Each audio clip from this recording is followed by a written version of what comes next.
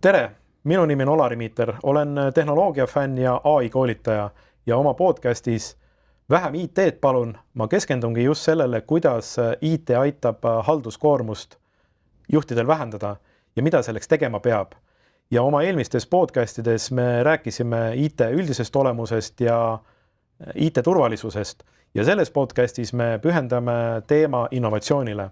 Mul on täna stuudios siis kaks toredat härrat, Mait Sooaru, kes on Fitech Grupi tegevjuht ja asutaja ja Erki Pogoretski, kes on siis Telia andme- ja analüüsivaldkonna juht olen. Analüüsi- ja valdkonna juht. Meil on siis selline huvitav teema nagu innovatsioon. Ma usun, et enamus ettevõtted, kes siis täna ennast arendavad, on innovatsiooniga vähemal või rohkemal määral kokku puutunud. Aga ennem kui me sellise põneva teemaga nagu innovatsioon edasi läheme, ma annakski Mait sulle paar sõna, et tutvusta oma ettevõtet Fitech Grupp, et kõlab siuke väga rahvusvaheliselt nagu grupp lausa. Ja tere, minu nimi on Mait Sooaru, tulen ettevõttest nimega Fitech. Jah, me oleme rahvusvaheline, me oleme täna oma inimestega juba 6 riigis ja 5 riigis on meil veel edasimüüjad, nii et Fitechi teenused on kättesaadavad 11 Euroopa riigis kokku. Millega me tegeleme? Meid nimetatakse tihti Fintechiks või siis selliseks, jah, me aitame ettevõtetel arveid saata, eelkõige e-arveid ja arveid vastu võtta.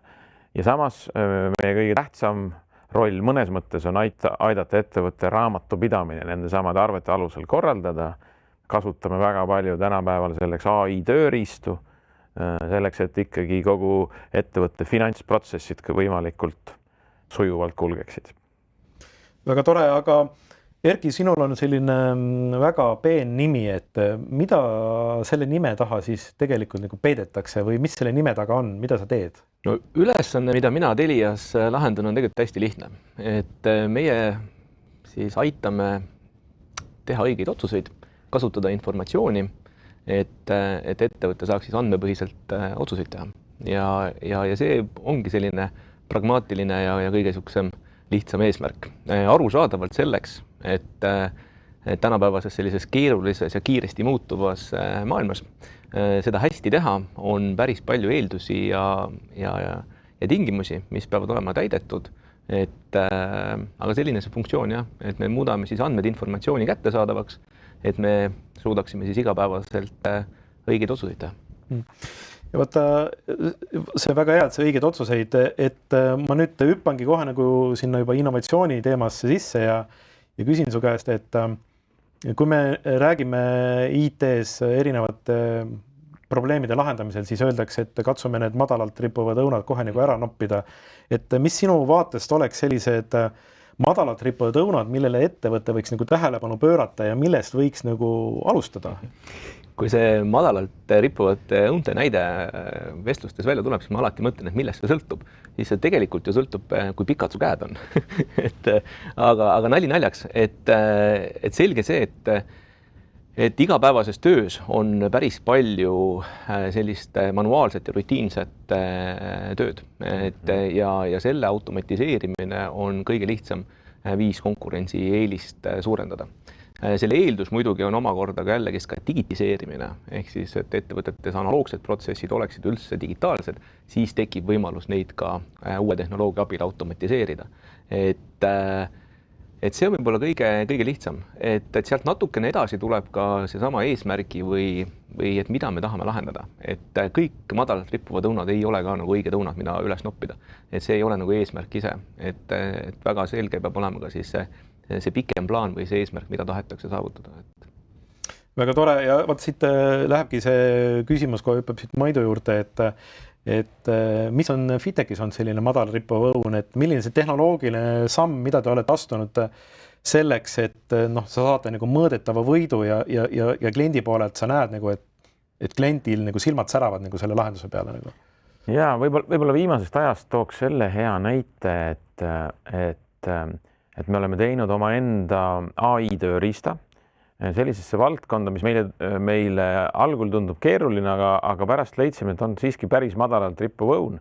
Nimelt, kui me mõtleme, see on selline raamatupidajatele abiline arvete käsitlemisel, et mida teeb raamatupidaja oma töös kõige rohkem.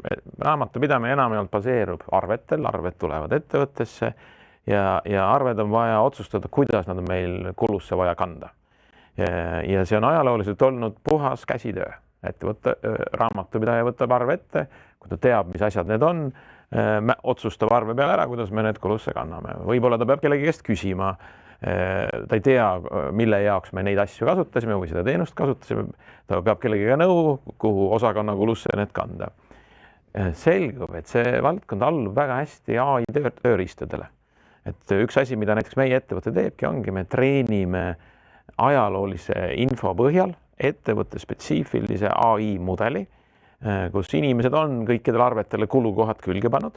See läheb treeningi andmete sisse, treenime spetsiifilise, mida me nimetame FitTech AI mudeli ja kui nüüd uus arve tuleb sisse, me peegeldame vastu seda AI mudelit ja AI teebki selle sama töö ära.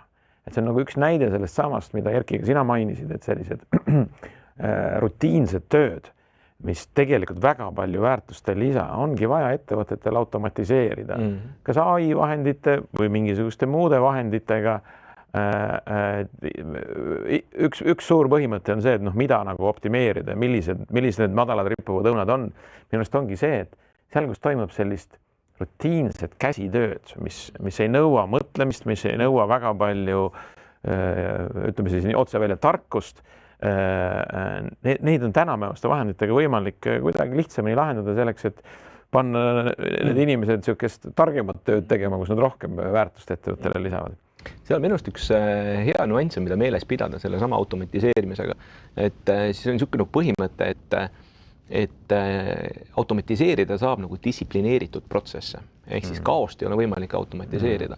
Ja see on vahest koht, kus nagu eksitakse, et minnakse liiga niisugust entusiastlikult peale, aga tegelikult sul peab olema ikkagi ka endal see alusprotsess selge, et see Maitsu näide sellest arveldusest, see on väga hea näide tegelikult, kus me seda ahelat, seda jada ju tegelikult mõistame väga hästi ja siis on see koht, kus tehnoloogia ja see automatiseerimine õnnestub. Et vahest, kui me neid eeldusi ei täida just sellise kaootilisuse poole pealt, et siis see automatiseerimine võib olla suurem väljakutse.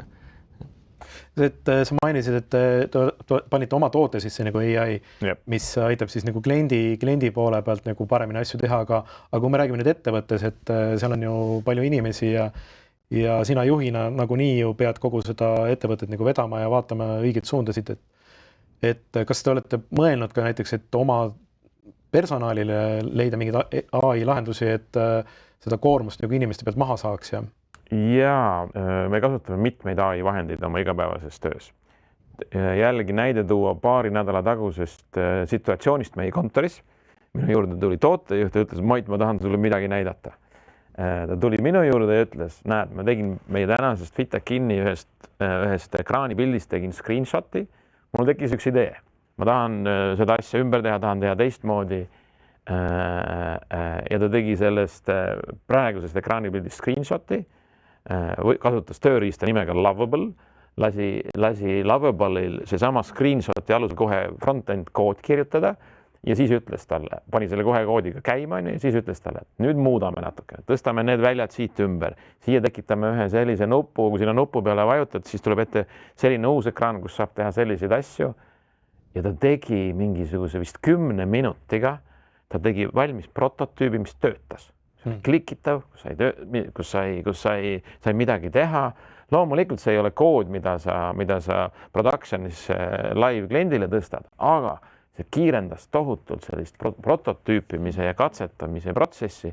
Kui varasemate tööriistadega ta oleks pidanud minema programmeerija juurde, kes siis kirjutab midagi valmis, see oleks võtnud aega päevi, kui mitte nädalaid, et selline töötav prototüüp valmis teha ja siis avastad, et tegelikult ma seda ei tahtnud, ma tegelikult tahtsin hoopis teistsugust asja. See Lovable ja need teised vibe-koodimistöövahendid, et minu arust nagu müstiline on see, kui kiiresti see areng on toimunud.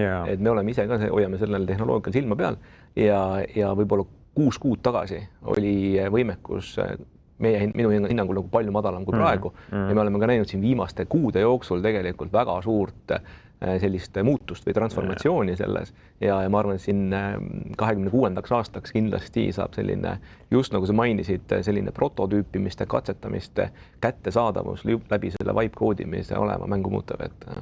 ja see, kuidas ta mängu muudab, on päris huvitav jälgida. Seesama tootejuht ei ole IT-ettevalmistusega, ta ei tunne, ma arvan, et ta ei tunne ühtegi programmeerimiskeelt sügavuti, ta ei oska programmeerida ja kui me nüüd sellise võimekuse viime inimesteni, kui me võtame kogu populatsioonist või kogu töötajate arvust, enamus inimesi ei oska programmeerida, mina ka enam ei oska, kunagi oskasin, aga ma ka enam ei oska. Aga kui me viime sellise võimekuse nüüd inimesteni, kes ei oska programmeerida, mõelge, kui palju uusi võimalusi see tekitab tegelikult. Inimesed, kellel on ideed, kes tahaksid midagi katsetada, saavad seda teha, kui palju kiiremini me tegelikult suudame uusi teenuseid turule tuua, sest kui me siis ühel hetkel jõuame programmeerijani, kelle ülesandeks on see päris kood nagu valmis kirjutada, see eeltöö on palju kvaliteetsemalt paremini tehtud, me suudame päris toote väga kiiresti live tuua. No vot, see on selles mõttes lava peal on hea näide, et ma olen ka ise seda kasutanud, kuna minu programmeerimisoskus on nullilähedane, et sellega saab tõesti prototüüpi kiiresti teha. Ja kui nüüd niimoodi seda saadet vaadata, kuulata ja mõtled, et jube vahva, et ettevõtte juht siin kasutab selliseid tegedaid tööriistu, kus töö hulka saab kiiresti väiksemaks tõmmata ja tekib nagu rohkem vaba aega juurde ja mõni juht kuulab, et vot nüüd on see point, et see on hea point, et ma panen nüüd kõik AI peale. Et meil on siin 50 inimest ja kui tohutult palju me aega kokku hoiaksime ja tahaksime kohe kõik ära AI-tada. Et kuidas sinu arvamus, Erki, on selles osas, et see on hea mõte, et AI panna käima, mul on nii palju probleeme korraga lahendada, aga millest me siin tegelikult võiksin selles suhtes alustada, kas ma AI-tan kõik asjad ära või on mingisugune mõte või süsteem professionaali poolt, kes ütleb, et kuidas võiks alustada? Õnneks või kahjuks me tegelikult õigeid vastuseid täna lõpuni ei tea. Üks, mida on oluline meeles pidada, on see, et tehisintellekt on informatsiooni töötlemise süsteem, informatsiooni töötlemise lahendus. Ja ta aitab mõnes mõttes, ma tulen tagasi oma enda selle esialgse mõtte juurde, et ta aitab tegelikult meil otsuseid teha. Ja täna väga mitmel juhul ta aitab neid otsustustegemisprotsesse automatiseerida. Et ta ei anna lihtsalt, et tehisintellekt ei ole vestlusrobot, nagu me täna võib-olla kõige valdavamalt seda kasutame, vaid ta on ikkagist lahendus, mis aitab informatsiooni töödelda ja ka siis autonoomselt midagi teha. Ehk siis sellised agentlahendused on need, kus täna see väärtus tekib. Ta ei ole võluvits kõigi asjade jaoks, et väga palju on asju, kus ei ole mõistlik seda lahendada. Väga palju on asju, kus on võimalik palju lihtsamalt seda lahendada.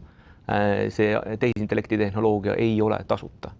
Ja täna ka, kui me vaatame ka täna seda kättesaadavust, mõnes mõttes meil on ChatGPT-d ja Copilotid ka tasuta kättesaadavad. Et siis, kui jätkusuutlik see sellisel viisil on, ma arvan, et mitte. Et sellega on kaasnev nagu kulu ja see on see koht, kus peab olema siis tähelepanelik ka sellega, et ka see tulupool taha tuleb. Samal ajal me oleme praegu kindlasti väga transformatiivses olukorras, kus seesama tehnoloogia muudab, kuidas me informatsiooni töötleme, kuidas me konkurentsivõimet kasvatame ja nii edasi, et sellest rongist ei tohi kindlasti maha jääda. Et samas sadulast püsimine on päris raske. Et minu hinnangul küll pole see informatsiooni töötlemine olnud kunagi nii põnev kui praegu. Et selle poole pealt on väga äge. Vaata, kuna sina oled selle valdkonna spetsialist, et ettevõtetes on palju informatsiooni, Mait just siin mainis seda, et nad kasutavad eelmiste perioodide andmeid selleks, et oma AI treenida. Aga milliseid andmeid siis? Sest mul on ju igal pool need andmed. Mul on Drive'is, nad on Dropboxis, mul siis nad istuvad kellelgi arvutis on ja tahaks nüüd AI-d kasutama panna, et kuidas siis? Üks, mis on nüüd nagu uus, mida ettevõtted peaksid mõistma, on siis see, et meil on tegelikult kahte tüüpi andmeid. Et esimene andmekategooria on siis struktureeritud andmed, ehk siis numbrid, tooteteenuste kategooriad, sellised klassikalised andmed, mida me oleme liitnud, lahutanud, analüüsinud, mida me oleme harjunud analüüsima. Ja seal arusaadavalt sul on tarvis kvaliteetseid andmeid, kui sa valed numbrid kokku liidad, õiget vastust ei saa.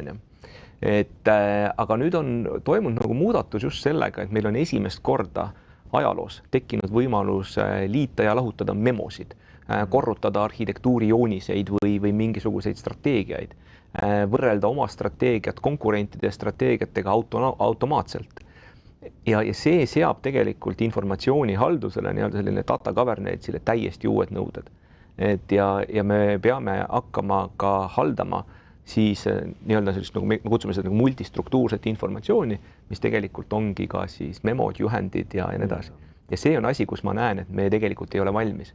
Et no ma usun, et ma ei tea, me kõik oleme süüdi selles olukorras, et meil on mingisugune ettekanne või mingi analüüs ja siis on versioon 1 ja versioon 2 meie arvutites ja nii edasi. No see tegelikult ei tööta, sest AI enam ei saa aru sellest, et millist faili siis lugeda ja vaadata.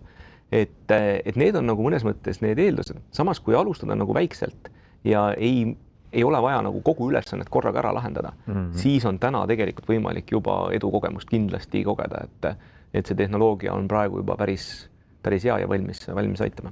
AI-ga muidugi on ka omad ohud. Olen ka oma elus tihti näinud, kuidas AI-d esimese hooga on suur vaimustus, sellepärast et uskumatu, kui kasulik ta on, kui palju ta suudab ära teha. Ja siis tekib selline tohutu usaldus AI vastu.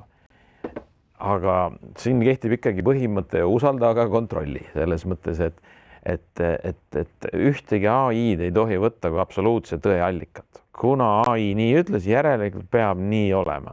Et minu arust seda trendi on nüüd tekkinud. Inimesed ettevõtetes, kodudes, kus iganes on avastanud, et kõik Gemini, ChatGPT on jube kasulikud igasuguste asjade vastamiseks ja ongi nii. Aga kui me nüüd, see usaldus ei tohi tema vastu olla nagu lõputu, et see inimkontroll peab igal juhul jääma alles. Viimane otsustushetk peab ka enne toodud raamatupidamise näitel peab alati jääma ikkagi inimesele, et seda tuleb kasutada just jällegi sellise info üles leidmiseks, info üles otsimiseks, ka mingisuguste järelduste tegemiseks. Aga lõppotsus, ükskõik mis valdkonnast me nüüd praegu räägime, peab jääma inimesele, kes otsustab, jah, võtsin kõik sisendi sisse, aga otsus peab tegema inimene, olulised otsused peab tegema inimene. See on mõnes mõttes muutuses, ma olen sinuga nõus ja täna kindlasti on põhjust kasutada seda tehnoloogiat ettevaatlikult ja kontrollitult. Kuhu me liigume on sinna, et niipea kui inimestel käitumuslikult tekib võimalus mingi vastutus ära delegeerida, siis nad seda teevad. Ja seda me näeme ka juba täna, kus inimesed hakkavad usaldama aina rohkem, hakkavad ise kontrollima aina vähem ja ega siis on küsimus, et kui kriitilisi otsuseid me teeme. Et mida me näeme ise trendina selles tehisintellekti tehnoloogias on see, et on tulemas ka siis eesti keeles nagu Guardian AI ehk siis tegelikult eraldi AI nii-öelda rakenduskiht, mis aitab kontrollida ja valideerida. Et me ka Telias oleme oma lahendusi üles ehitades tegelikult alati loonud ka siis kontrolli või sellise nagu feedback komponendid, mis aitavad siis automaatselt hinnata, kas see AI poolt loodud vastus või ettepanek on hea. Et see risk on kindlasti olemas ja ma arvan, et see risk on ka selle poole pealt, et ma aina lihtsamalt ja kergekäelisemalt ka seda vastutust delegeerime. Et kindlasti need lahendused, mida me loome, peavad olema läbimõeldud ja ka selle riskimudeliga nagu vastavuses.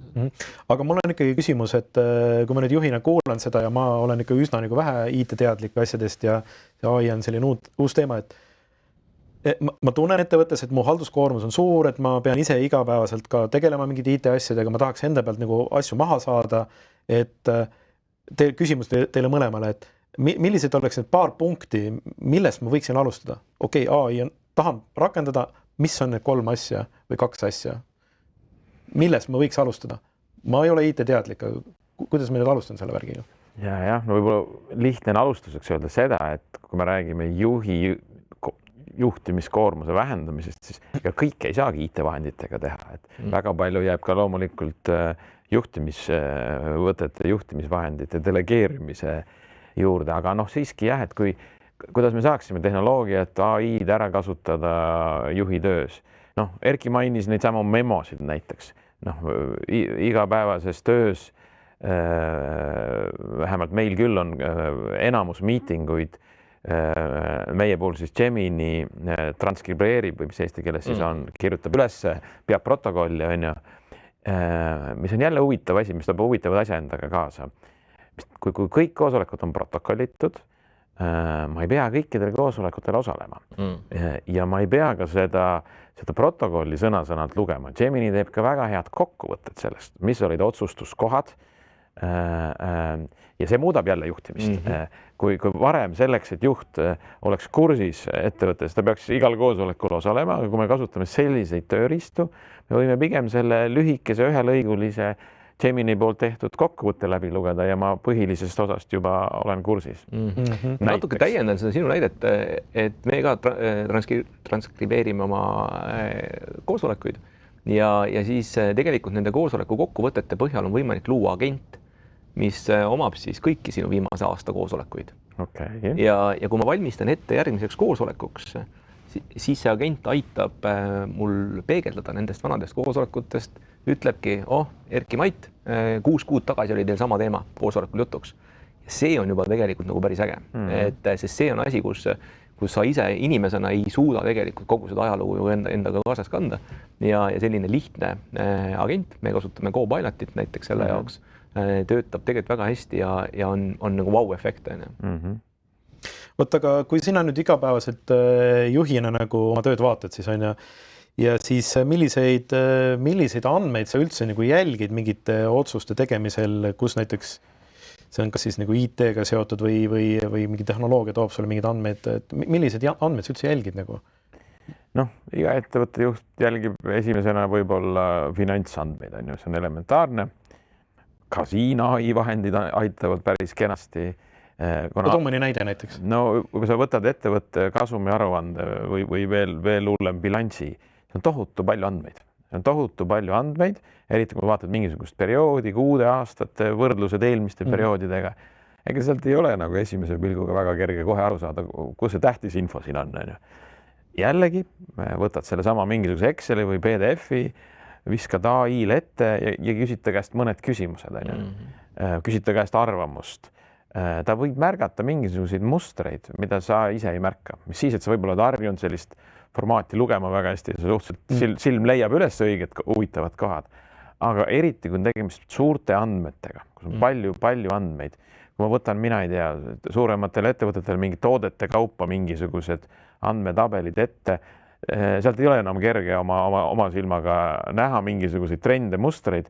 See on üks koht, kus AI on suurepärane, juhtima tähelepanu mingisugusele trendile, mingisugusele mustrile, siis sa tead, kuhu oma tähelepanu suunata ja siis sa lähed ja vaatad juba käsitsi nii-öelda. Ma arvan, see on, ma ei tea, näide just selle poole pealt ka, et kus selles olukorras on väga selgelt suunatud see tegevus. Ehk siis sa lähedki kontrollima. Et minust nagu üks, mis selle AI tehnoloogia ja üldse informatsiooni töötlemises on oluline, on see, et me teame, mida me teeme. Et kas sa laiendad oma teadmisi, kas sa kontrollid, kas sa lihtsustad, et mida sa tegelikult selle infoga teed. Ja selle AI-ga samamoodi, et ma arvan, see näide, kus inimese tähelepanuvõime tegelikult laiemat andmestikku hoomata on piiratud, siis see AI aitab väga hästi kontrollida. Et ma arvan, selline, kus otsuse teed ise, aga palud tagasi peegeldust, super hea näide. Vaata, see on hea mõte, mis on Mait tõid ja siit ma liigutan kohe küsimuse Erkile edasi, et mis sinu kogemusest näiteks näitab, et millised sellised kasutamata andmed, mis on nagu lauale jäetud, ei ole kasutatud selleks, et oma paremaid juhtimisotsuseid teha, ettevõtet paremini juhtida, et nad lihtsalt vedelevad. Kuskil need andmed on, keegi need ei kasuta. Mis sinu kogemus ütleb, millised sellised andmed on, mis on nagu nõnda lauale jäetud, aga ei ole kasutatud? Sest ettevõtetes on palju andmeid erinevaid. Kõige suurem risk tegelikult on andmetega see segadus ja selline uppumistunne. Et võib-olla sellega, kui sul andmeid nüüd kuskil ringi vedeleb erinevates kohtades, siis sul ongi probleem sellega, et sul on asjad korrast ära. Et kui andmeid on kaootiliselt, siis on neid ka väga raske kuidagi nagu kontrollida või õigel ajal õigeid asju üles leida. Et mis me näeme näiteks ise ka, et tegelikult see reageerimisaeg mingile otsusele, mingile probleemile muutub aina lühemaks. Ja sul ei ole võimalik minna hakata andmeid kuskilt otsima. Et sul peab olema ikkagi arusaamine juba, et mis andmed sul olemas on. Nii-öelda kogu see andmehalduse pool on oluline. Et täna Telias ka meie näitel me enamus andmeid ei kogu ega ei salvesta. Et need andmehulk, mida me siis analüüsi eesmärgil ettevõttes kasutame, on uskumatult väike. Ja see tagab meile tegelikult ka selle, et me kontrollime, mida me teeme ja saame ka aru, et millised andmed ja infod meil on. Kindlasti on selliseid innovatsiooni ja eksperimendiprojekte, kus me siis katsetame uute andmete ja selliste lahenduste peal. Et seal on olukord, kus informatsiooni analüüsides on sul kaks viisi. Üks on see, et sul on probleem ja küsimus ja sa lähed otsid sellele vastuse. Teine on see, mida uus tehnoloogia võimaldab, on see, et sul on andmed ja sa otsid õigeid küsimusi. Ja see tegelikult töötab nagu väga hästi. Sellepärast, et neid küsimusi, mida me juba küsime, nendele pahatihti me tegelikult teame ka vastust juba natuke, aga just leida neid uusi nurki ja selleks ei ole sul vaja alati rohkem andmeid. Sa võid ka olemasolevaid andmestikku proovida siis analüüsida uue nurga alt ja need uued tehnoloogiad aitavad seda teha, et võib-olla see põhimõte on nagu lihtne, et ei võida see, kellel on kõige rohkem andmeid, et ei võida see, kes teeb kõige rohkem analüüse, et sealt siis edasi on. Ei, no see on huvitav teema, et isegi kokku puutunud ettevõtetega, kellel on tegelikult väga palju head kliendi tagasisidet, on ta siis positiivne ja negatiivne, nad lihtsalt ei kasuta seda oma otsuste tegemisel nii efektiivselt ära, sest seda on hästi palju, et keegi ei jõua neid läbi töötada. Seal on, ma sellele lisan, on see, et asjad juhtuvad siis, kui on vaja või siis, kui see probleem on nagu päris. Et ennem ei juhtu, et see pahatihti nii on, et aga siit liigume sellise teema juurde, kus me neid andmeid nagu hoiame, et mõni ütleb, et mul on kuskil seal allkeeldis on niisugune server ja panen sinna, hoian neid asju seal, et siin on küll ägedad pilvetehnoloogiad, nad tahavad mingit tohutut raha mu käest saada, aga mul on oma server ja nii edasi. Et ega juhil ei ole see lihtne otsus, sest üks ütleb, et see on sinu ettevõtte, hoia need andmed enne käes, sul on oma ruum seal serveri jaoks pandud, teine ütleb, et mugavam hoida seda pilves, et see on turvatud igatepidi ja et mis teie nagu oma kogemus on näiteks, kuidas sina, Mait, oma andmeid nagu hoiad ja kas sa üldse mõtled selle peale igapäevaselt? Jaa, meil on hästi palju andmeid, on olemas enda andmeid, meil on veel rohkem meie klientide andmeid, meil on üle 4000 kliendi, üle 11 riigi. Nendel on väga palju arveid, mis käivad sisse-välja, kokku see moodustab väga suure andmelao, võib isegi ütelda. Ajalooliselt, kui ajalukku sügavamale vaadata, meil on olnud kunagi omad serverid, omad serveriruumid ja me oleme sellest täielikult loobunud. Täna meie kontor on täiesti mobiilne. Kui öeldakse, et homme on vaja uude kohta kolida, me hiljuti kolisime ka muideks, siis inimesed võtavad oma läpakad laua pealt ja lähevad uude kohta ja meie kogu töö jätkub, et meil ei ole ühtegi serverit enam ja ühtegi serveriruumi. Et meie oleme läinud täielikult nii pilverakendustele üle, me oleme kõiki oma andmeid pilves, mis on juurdepääsetavad kust iganes. Loomulikult sellel on omad plussid ja miinused. Plussid on väga selgelt, kõige suurem pluss on, mis meie sellest võitnud oleme, on väga selgelt see, et me ei pea sellega tegelema. Me ei pea tegelema serveriruumi konditsioneeri ja tema hoolduse, rääkimata selle serveri hooldusest. Me ei pea tegelema väga paljude selliste süsteemi administraatori teemadega. Meie jaoks on oluline need andmed ja nendele juurdepääs, nendele turvaline juurdepääs. Me oleme selle osa outsourcinud nendele inimestele, kelle ainus töö ongi serveri konditsioneeride eest hoolitseda või ainus töö ongi serveri andmete säilimise eest hoolitseda turvakoopiatest kuni juurdepääsude ja kõige muuni. Et me oleme selgelt sellise tee valinud, jah. Aga kui sina nüüd andmespetsialistina ütled, et kas siis tasub nagu hoida pilves või ikkagi panen oma serveriruumi püsti, siis ma ikkagi ise kontrollin kõiki otsast lõpuni nagu?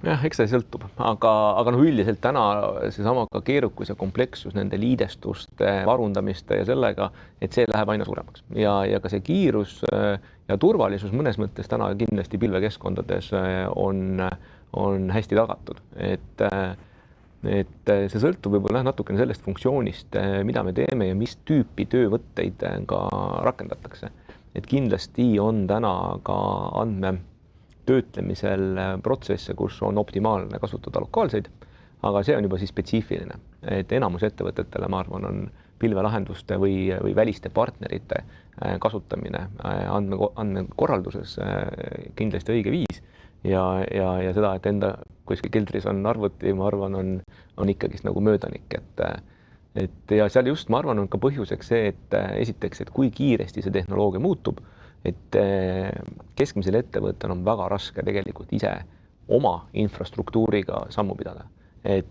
Ja see omakorda seabki selle põhjuse, miks tegelikult need pilvetehnoloogiad täna domineerivad.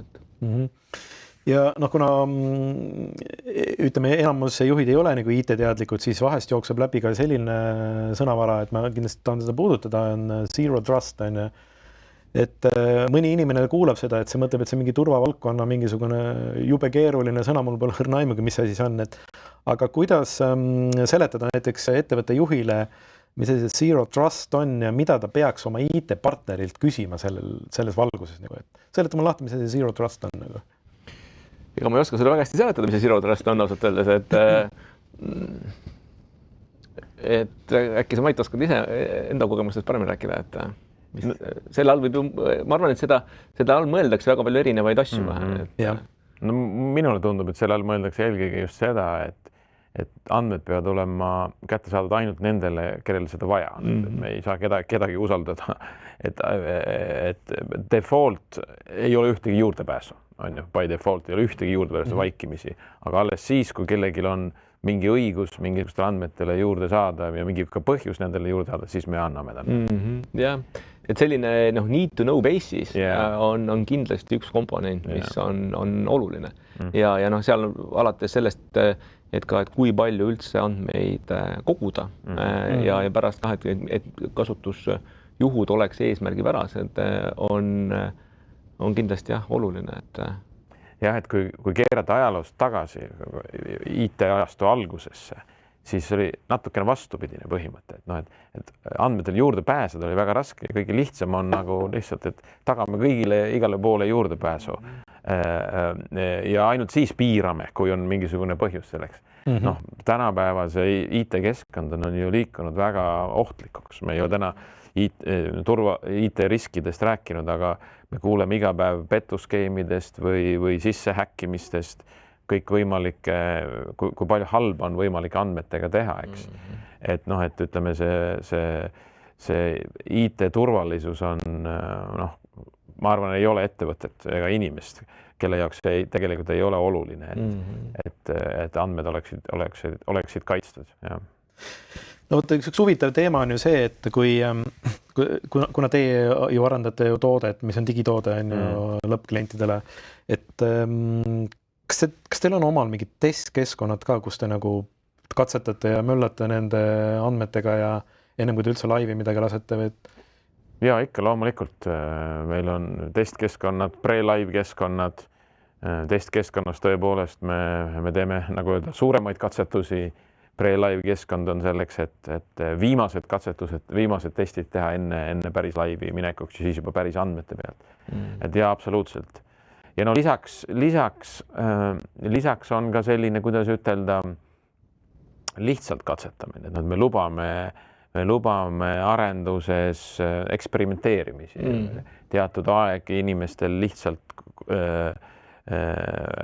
kulutada uute lahenduste, uute ideede otsimise peale, kus on vabamad käed kui konkreetses tootearenduses. Turvalisuse poole pealt ma korraks võib-olla lisan selle, et väga palju andmearendus ja andmekatsetusi on tegelikult võimalik teha kas siis sünteesitud või anonüümsete andmetega või mingite näidis või selliste avalike andmetega. Et seda sama võib-olla, kui ajame taga seda turvalisust, siis see turvalisus mõnes mõttes ongi väga lihtne tegelikult saavutada nii, et me ei tekitagi seda privaatsusriski ja just selles arengu või arenduse faasis.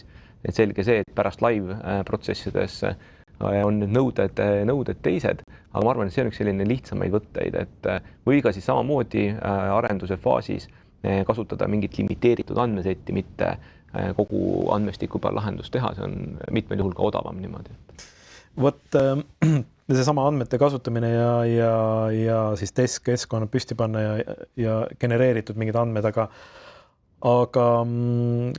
kui me nüüd seda saadet kõik kuulame, siis kõik on ikka jube nagu positiivne, kõik on jube hästi läinud, et aga sina juhina nüüd, kui sa arendad mingit tarkvara, et kas sul on midagi sellist ka juhtunud, kui sa oled valmis rääkima, juurutamise käigul on midagi nagu täiesti nagu ämbrisse läinud, et midagi läks täiesti viltu.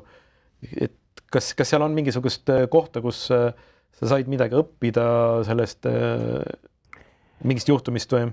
Jaa, kõik ettevõtted koosnevad inimestest ja kõik inimesed teevad vigu. See on väga selge. Vigu juhtub kogu aeg, sellega tuleb juba ette arvestada. Kui inimesed midagi teevad, siis nad aeg-ajalt eksivad. Kui tihti nad eksivad, seda me ei tea, aga nad aeg-ajalt kindlasti eksivad. Nii et selles mõttes äpardusi juhtub kogu aeg, aga milles on võti on see, et me peame need äpardused kinni püüdma enne, kui nad kliendini jõuavad. Ja selleks ongi need kõik võimalikud testimised, katsetamised, protseduurid enne, kui me midagi laivi viime. Ja sealt võib igasugu asju ja loomulikult kogu aeg sealt tuleb igasugu probleeme välja, aga kui see jõuab kliendini, siis on päriselt probleem. Sinnamaani on see alati lihtsalt selline midagi, millest on õppida, aga kui see jõuab kliendini, siis on juba probleem tõsisem. Et ettevõtted nagu hoida kogu nagu arengus, siis on ju, me siin ennem saadet just rääkisime, et uusi tehnoloogiat tuleb nii palju peale, et kes teil nagu ettevõttes üldse seda otsuse langetab, et uut tehnoloogiat peale tuua, et kas see nagu juhi otsustada või kuidas teil käib see asi? Jaa, see on hea teema selles mõttes ka, et kas on üldse õige nagu otsus, et me otsustasime nüüd mingisuguse tehnoloogia kasutusele võtta. Tehnoloogia kasutusele võtta ei ole ju eesmärk omaette. Kõik hakkab pihta ju vajadusest. Ettevõttel on mingisugused vajadused ja siis tuleb valida see kõige õigem tehnoloogia. Ja nagu Erki ka varem viitas, ei pruugi see kõige uuem tehnoloogia iga probleemi jaoks ollagi see kõige parem. Et iga probleemi jaoks tuleb leida see õige tehnoloogia ja mitte vastupidi. Tänapäeval me näeme aeg-ajalt ka vastupidi. Praegu meil on selline AI buum, eks on ju. Kõik me oleme palju rääkinud AI-st ja paljud teised seltskonnad räägivad AI-st ja tihti küsitaksegi enda käest, et kuidas ma saaks nüüd AI-d rakendada. Minu arust on see vale küsimus. Ikka me peaksime nagu inimeste seda AI teadlikkust kindlasti tõstma selleks, et nad ise taipaksid mingisugusel hetkel, kui tal on mingi vajadus, mingi probleem, selle jaoks ma äkki kasutan AI-d, aga selle jaoks ma äkki ei kasutan täiesti tavapäraseid lihtsaid tehnoloogiaid. Seal minust on nagu selle tehisintellekti või selle AI-ga nagu ongi see, et me räägime sellest nagu imelikust asjast. Tegu on tehnoloogiaga ja see kõlab samamoodi, et kui sa ütled näiteks, et ma ei usu, et tehnoloogia aitab meid, et see on ju totakas, et tehnoloogia selgelt aitab meid, see AI on üks tehnoloogiatest ja ta kindlasti aitab meid õigel ajal, õiges kohas, õigel viisil. Et ja sellist AI pärast, et see ei ole õige teed. No võib-olla üldse, kui veel korraks sellest AI buumist paar sõna, üks mõte nagu jagada on see, et mina olen täiesti veendunud, et meil on tegemist AI buumiga praegu. Seda on palju küsitud aga mida see tähendab? Kui me keerame ajas tagasi, meil oli kunagi see niinimetatud .com-i buum, eks, mis oli kõik selgelt mull, mis ühel hetkel lõhkes. Aga sellepärast internet ära kadunud. Vastupidi, sellest samast mulli lõhkemisest sündiski internet. Me kõik kasutame seda täna nii kui väga loomulikku asja, aga sellel hetkel oli see buum ja see mull lõhkes. Ja mina arvan, et AI-ga on samamoodi, et see on väga kasulik asi, ilmselgelt. Me täna alles õpime seda, kust seda kõige õigem kasutada on ja millisel moel, ja ta areneb väga kiiresti. Ja see mull ka lõhkeb. Me ei tea, millised ärimudelid toimivad ja millised ei toimi. Aga kui see mull lõhkeb, see ei tähenda, et AI ära kaob. Mina isiklikult selgelt arvan, et AI on tulnud selleks jääda, ta on nii kasulik tehnoloogia, kui see mull lõhkeb, sellest sünnib, sellest saab hoopis uus areng alguse. Aga mul on siit küsimus Erkile, et need uued tehnoloogiad tulevad peale, et kui mina juhina su käest küsin nüüd praegu, et tead, et ma lihtsalt ei jõua neid uudiseid jälgida ja et ma ei upuks selle tehnoloogia haibi sisse ära, et kuidas ettevõtte juht siis nagu võiks sellele asjale vaadata, kas ta peab ise need otsused langetama või ta võib välispartnerid kaasata endale, kes aitab tal siis mingeid asju ära kaardistada, et ma juhina ei upuks selle haibi sisse ära, sest uudiseid tuleb ju praktiliselt iga päev, nagu, kui me räägime AI-st veel. Nagu. Tehisintellekti lahendus koosneb 3 asjast. Ta koosneb sisendist ehk siis informatsiooni, mis sa sinna lahendusse või sellesse AI-sse paned, ta koosneb sellest AI tehnoloogiast endast ja siis ta sellest probleemist või eesmärgist, mille jaoks seda kasutad. Ja need 3 komponenti peavad olema siis tasakaalus. Ehk siis, et kui sa ostad endale hästi palju AI litsentse ja sul ei ole andmeid ja informatsiooni, mida töödelda ja eesmärki, mida sa saavutada tahad, ei tule midagi head välja. Et täna AI tehnoloogia kättesaadavus selle 3 ülesande lahendamiseks on muutumas aina lihtsamaks. Et see on täiesti selge.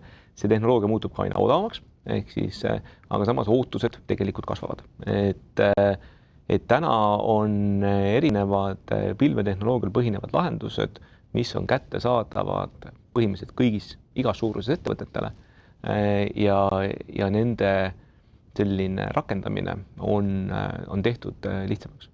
Mitmel juhul on mõistlik selles olukorras kasutada siis väliseid partnereid, eksperte, kes seda aitavad siis teha. Et see lahendus ise lõpuks peaks olema võimalikult lihtne ja peaks olema siis nii-öelda sihitud otse selle ettevõtte probleemile, mida ta teha tahab.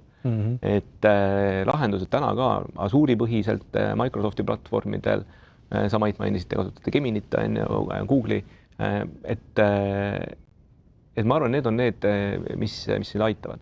Selle eeldused muidugi jällegist on, et ettevõtted suudavad oma andmeid hallata, et neil on ka korrektne siis infrastruktuur nende andmete halduseks ja seal peab ettevõtte vaatama, et kui on vaja, siis kaasama ka välistabi, et seda lahendada. Aga kui palju sina, Mait, näiteks täna oma töös oled tehnoloogilisi otsuseid näiteks delegeerinud mõnele IT-inimesele või välisele partnerile või kasutate üldse väliseid partnereid?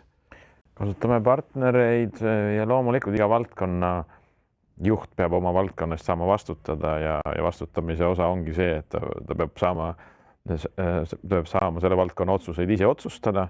Loomulikult nad peavad kokku minema kuidagi ettevõtte visiooni ja kontseptsiooniga. Seda peame alustama sellest, et kõik inimesed teavad, mis meie visioon on. Ja siis iga valdkonna juht peab ikka saama oma valdkonda ise juhtida. Sa saate alguses küsisid, et kuidas ettevõtte juhtide koormust vähendada. See on üks koht raudselt, ja siin pole midagi tegemist IT või AI-ga, see on tavapärane nii-öelda juhtimisvõte, eks. Et sina oled seda meelt, et sa ei pea kõike enda majja sisse tooma, et sa võtad väliselt partnerid, kes suudab su probleeme ära lahendada? Seda ka kindlasti. Ja pilv oli siin üks näide, aga meil on ka teisi valdkondi, kus kõike ei pea ise tegema, et võib-olla on spetsialiste, kes tunnevad mingisugust valdkonda paremini kui meie ja meie peame jääma selle juurde, milles meie oleme spetsialistid, kus meie suudame tegelikult seda väärtust kõige rohkem luua. Ülejäänud asjad võivad teised meie jaoks teha. See läheb natuke selliseks nagu rohkem orkestreerivaks see toimivus. Et kui me vaatame ka, siis meil on valik erinevaid tööriistu ja vahendeid ja ma arvan, ettevõtete ülesanne ongi tegelikult valida nendest siis õiged partnerid, õiged töövahendid ja siis need oma eesmärkide jaoks tööle panna. Et kindlasti võib-olla sellist vana aega, kus igaüks tegi ise midagi algusest lõpuni, et ma ei usu, et see ei ole konkurentsivõimeline lihtsalt, ma arvan, et selline modulaarne ja komponentidest põhinev lahendus on kindlasti õige tee. Vot see viibki mind küsimuse juurde, et kui ettevõttel endal ei ole IT-juhti, enamus väikeettevõtetel tegelikult ei ole oma IT-juhti, et milline siis sinu hinnangul on selline, ütleme, miinimumkomplekt rollidest või partneritest, kes aitavad sul siis neid IT-asju ja IT-otsuseid teha, sest et juht hakkab nüüd õppima kõrvalt IT-d, et see tema koormust veel suurendaks, et milline see miinimumkomplekt oleks siis? Eks see sõltub ettevõtte suurusest, et on ju ühe mehe firmasid ja sealt edasi, et mis on täna võimalik, on väliste partneritega ju IT-juhtimises meil Telias aitame sellel teemal, samamoodi on ka pilverakendust sellise eelkonfigureeritud lahendused, mis ei nõua siis tegelikult ettevõttelt tehnilisi teadmisi või oskusi, et nad saavadki olla siis õnnelikud kasutajad. Et ma arvan, see sõltub ettevõttest, et meil kindlasti ongi ju puhtalt nagu tehnoloogia ettevõtteid ja nii edasi ja selge see, et ma arvan, et seal peab kompetents ja see roll olema ettevõtetes koha peal. Enamus ettevõtteid kasutavad tehnoloogiat, mitte ei loo tehnoloogiat. ja seal jah, väliste partneritega luua siis see võimalus seda tehnoloogiat usaldusväärselt, turvaliselt, kiirelt ja kõik need muud sõnad siin otsa seda siis kasutada. Et jah, ma arvan, enamus ettevõtteid ei pea ju ise looma oma sellist tehnoloogiat, vaid olla siis see kasutaja. Aga kas sul on näiteks tuua mida sellist konkreetset näidet, kus klient tuligi teie juurde, tal täiesti null teadmised, tuli lihtsalt usalduse peale, et Telia nagu pakub sellist teenust ja sa oled partneriga koostöös siis selle mingi asja rakenduse käima pannud ja klient on nagu saavutanud sealt siis nagu uut kasvu või rahulolu või on sul mingi konkreetset näidet tuua selle kohta? Mis mina nagu enda rollis olen näinud, kus on ka olnud võimalus klientidega siis kohtuda ja ka meie kogemusi jagada ja ka nende seda olukorda ja muresid kuulata, et kindlasti Telia poole pealt, kui me toetamegi siis IT-teenustega või küberturbeteenustega, et siis seal me aitame, me tegelikult võtame osa vastutusest ja sellest rollist endale ja toetame siis klienti tema spetsiifiliste probleemide põhiselt. Et väga palju on teadlikkuse küsimust. Et ma arvan, meil on täna otsuseid, mida ettevõtetes me jätame tegemata, kuna me ei tea, mis on õige valik. Ja see ongi see koht, kus ka Telia võib tulla appi ja aidata seda otsust teha, et meil on kogemusi, teadmisi. Aga see sõltub jälle sellest spetsiifilisest küsimusest, mis ettevõttel on. Kui me räägime kõige lihtsamatest Azure'i lahendustest, siis jah, aitame ettevõttel üles panna oma Azure'i serveri, liidestada rakendustega, luua sinna peale võib-olla ka mingeid tehnilisi lahendusi, et see on lihtne näide ja see on tegelikult ka hea näide, sest enamus võib-olla ise seda teha ei taha. Aga ma siin saate lõpuks küsiksin teie käest, saate mõlemad vastata, et alustame Maidust, et kui juht täna vaatab seda podcasti ja nüüd tal tekkis mõte, okei, et ma saan aru, et ma olen ennast ära koormanud siin igasuguste asjadega, mis minu aega röövivad ja osa nendest on isegi IT on ju probleemid. Et kuidas sina ettevõtte juhina näiteks teistele juhtidele ütled, mis oleks sellised esimesed sammud, millest võiks nagu kohe alustada, mis ei nõua väga suurt ressurssi, aga ta võib tunduvalt sinu halduskoormust just IT osas nagu alla tuua, sest sa saad põhjendada enda muude väärtuste loomisele, et mis oleks sellised sinu kui juhi poolsed sammud ja mõtted teiste juhtidele näiteks? Jaa, võib-olla kui nagu korraks kaugemalt alustada ongi see, et iga juht peab mõtlema, et mis selle ettevõtte nagu, miks ettevõte üldse eksisteerib, miks seda ettevõtet vaja on, mis väärtust ta loob, on ju. Ja see core nagu üles leida või see põhituumik üles leida, see tundub võib-olla väga filosoofiline küsimus, aga tegelikult on see väga oluline, et kuidas see väärtus sünnib, on ju. Ja võt see osa peab meie ettevõttes olema suurepärane. Meil peavad olema kõige paremad spetsialistid endal olemas, et täiesti enda kontrolli all see põhiosa, millega me väärtust loome, kõik muu me võime sisse osta, kõik muu me võib ja väga paljudel ettevõtetel IT on selle kõik muu all, kui meil ei ole väga IT-ettevõte, on ju. Nii et jah, tuleb see core peab olema kontrolli all ja kõik muu võib usaldada kõik võimalikele partneritele, on minu soovitus. Erki, lõpetuseks. Ma täiendan tegelikult sellega, et selle tehnoloogia valikul on nad siis andmetöötlust või mingeid muid ettevõtte protsesse toetamiseks tuleks küsida seda, et milline on minu konkurentsieelis, milline on minu konkurentsi tugevus. Ja meil on täna väga palju seda tehnoloogiat, mis tegelikult aitab sul lihtsalt püsida samal joonel konkurentidega. Ja seda peab ka tegema. Seal allpool on veel need lollused, mida saab raha põletada, et ärge seda tehke. Aga ma arvan, et me peame aru saama, millised on meie konkurentsi tugevused ja kasutama tehnoloogiat oma konkurentsi tugevuste võimendamiseks. Ja kui väga hästi läheb, siis me peame leidma võimalusi tehnoloogiat, andmeid, informatsiooni kasutama selleks, et luua uusi konkurentsieeliseid. Konkurentsieelis on siis miski, mida konkurent ei saa kopeerida. Ja ma arvan, et hea oleks need investeeringud või fookused just nendesse 3 ära suunata, et me teame, et jah, meil on investeeringuid, kus me püsime konkurentsis, kus me tugevdame oma konkurentsi ja kus me otsime tegelikult uusi võimalusi. Et siis on ka see investeerimine ja see fookus ja see tulemuse saavutamine kuidagi selgem ja konkreetsem.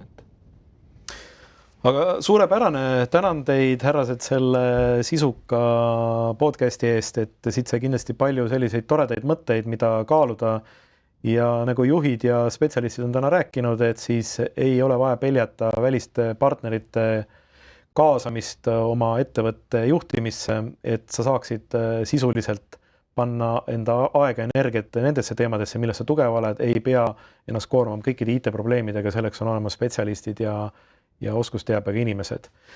Aga tänan vaatamast ja kohtume juba järgmistes podcastides.